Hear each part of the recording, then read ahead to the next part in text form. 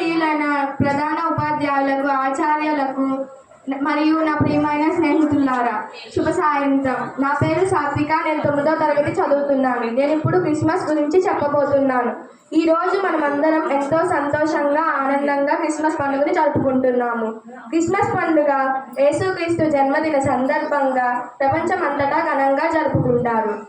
యేసుక్రీస్తు మనకు ప్రేమ, దయ, శాంతి, క్షమ వంటి గొప్ప విలువలను బోధించారు. ఆయన సందేశం అందరికీ ప్రేమ పంచాలి, అందరూ సంతోషంతో ఉండాలి అనే గొప్ప విలువలను బోధించారు.